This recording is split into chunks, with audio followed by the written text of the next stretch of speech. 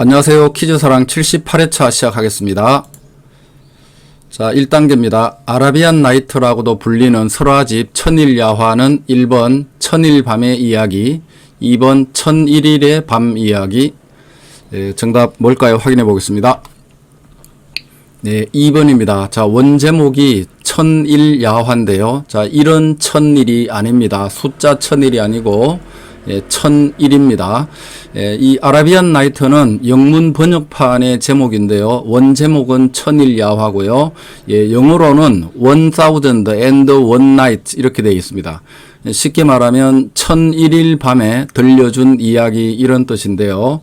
6세기경에 페르시아에서 전해진 설화인데 세헤라자데가 매일 밤 샤리아 왕에게 들려준 이야기입니다. 이 샤리아 왕이 멀리 사냥을 자주 떠났는데요.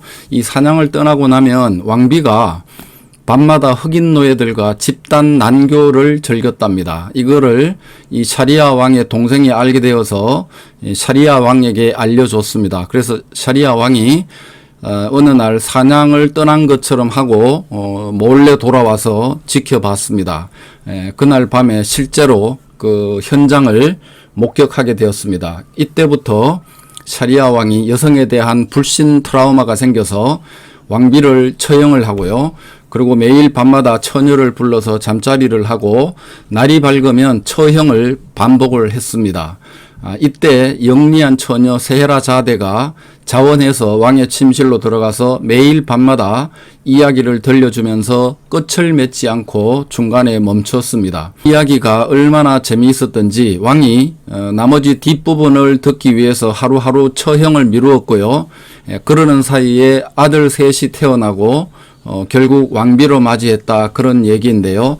실제 이 원본의 내용은 굉장히 에로틱하고 선정적이고요.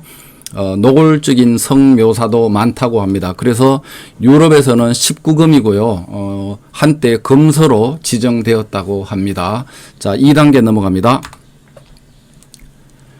허난설어는 누구의 친누이일까요? 1번 동의보감의 허준, 2번 홍길동전의 허균. 오른쪽 여기에 허난설언의 작품이 있는데요. 정답 뭘까요? 네, 2번입니다. 자, 허난설언은 강릉생인데요. 허균보다 6살 많은 누나죠. 허난설언은 본명은 초희, 호는 난설언이고요. 26세에 요절을 했다고 합니다. 참고로 이 강릉에서 태어난 여류문인 대표적으로 두 명이 유명한데요. 이 허난설헌과 신사임당이 유명하죠. 신사임당은 허난설헌보다 59년 먼저 태어난 인물이라고 합니다. 자, 3단계 넘어갑니다. 점잖은 신사 양반이 왜 그래요? 라는 말에서 이 점잖은의 옳은 표기는 뭘까요? 자, 1번, 자, 이런 점잖은 리얼미엄, 2번, 그냥 점잖은. 자, 정답 확인해 보겠습니다. 네, 2번이 맞습니다. 자, 젊다와 점잖다는 완전히 다르죠. 젊다는 나이가 한창 때에 있다, 혈기가 왕성하다 이런 의미고요. 점잖다는 언행이나 태도가 의젓하고 신중하다 그런 뜻이죠. 자, 인터넷에 보면 1번으로 잘못된 표기가 굉장히 많습니다. 그래서 저도 1번이 맞는 줄 알았거든요. 자, 저는 이 문제 틀렸습니다. 자, 4단계 넘어갑니다. 모가지가 길어 슬픈 짐승이여로 시작되는 노천명 시인의 시에서 말하는 이 짐승은 무엇일까요? 1번 기린, 2번 사슴. 네, 정답 확인해 보겠습니다.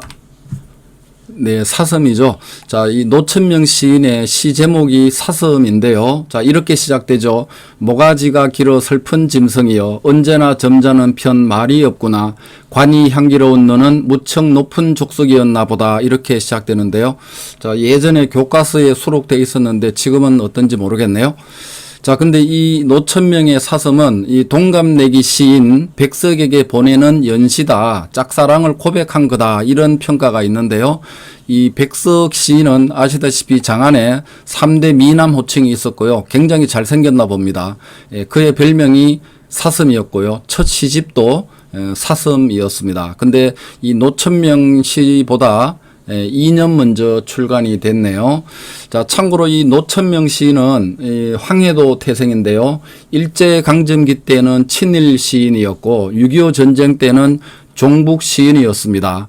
특히 일제 때 젊은 청년들에게 전쟁 참여를 선동했던 시 님의 부르심을 받들고서 이런 시가 있었네요. 이거 외에도 친일 작품이 상당수 있다고 합니다. 안타깝네요. 자, 5단계 넘어갑니다.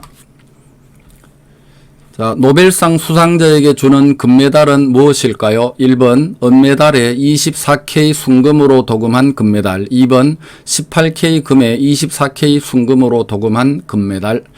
정답 확인해 보겠습니다. 네, 2번입니다. 자, 노벨상 수상자에게 상금과 금메달을 주는데요. 이런 금메달을 줍니다. 자, 그리고 1번에 있는 이거, 은메달에 24K 순금으로 도금한 금메달. 이게 바로, 올림픽 금메달리스트에게 주는 메달이죠. 6단계 넘어갑니다. 대만 중화민국이라고도 하죠. 자, 대만에 대한 설명 중 잘못된 것은 무엇일까요?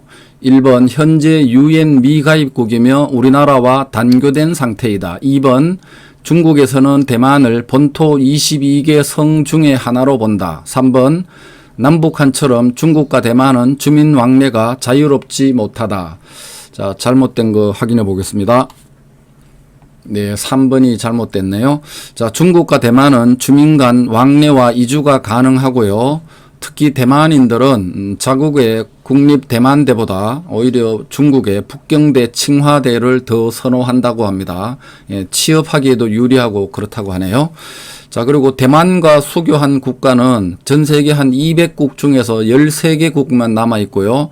우리나라는 1992년에 국교 단절했고 비공식적으로 대표부를 통해서 관계를 유지하고 있다고 합니다. 참고로 이 대만은 국공내전에서 패해서 1949년도에 타이완 섬으로 쫓겨났죠. 자, 그리고 이 중국에서는요, 이 대만을 타이완 성이라고 표시합니다. 자국의 그냥 하나의 성으로 간주하고 있습니다. 자, 7단계 넘어갑니다.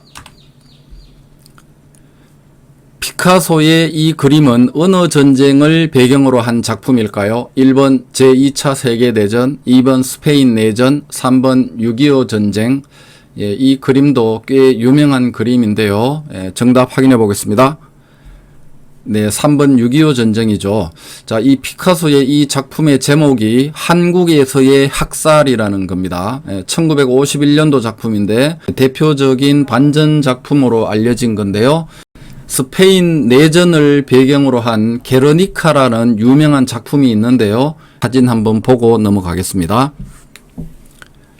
네, 여기 굉장히 큰 대작인데요. 가로가 7.7m, 세로가 3.5m입니다. 엄청 큰 그림인데요.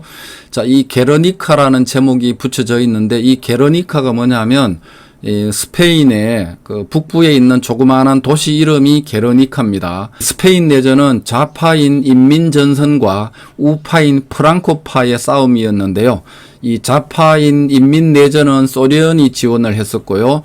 우파인 프랑코파는 독일과 이탈리아가 지원을 했습니다. 그래서 그때 당시에 이 스페인의 프랑코파를 지원했던 독일의 폭격기가 이 북부의 작은 도시 이 게르니카를 폭격을 해서 주민 한 1,500여 명이 사망한 사건을 그린 작품입니다. 반전 예술 작품의 상징인데요. 일체 컬러를 사용하지 않고 흑백으로만 표현한 그런 유명한 작품입니다. 자, 7개 다 마쳤습니다.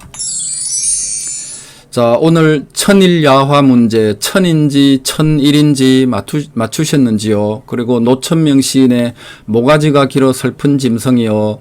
기린인지 사슴인지 맞추셨는지요?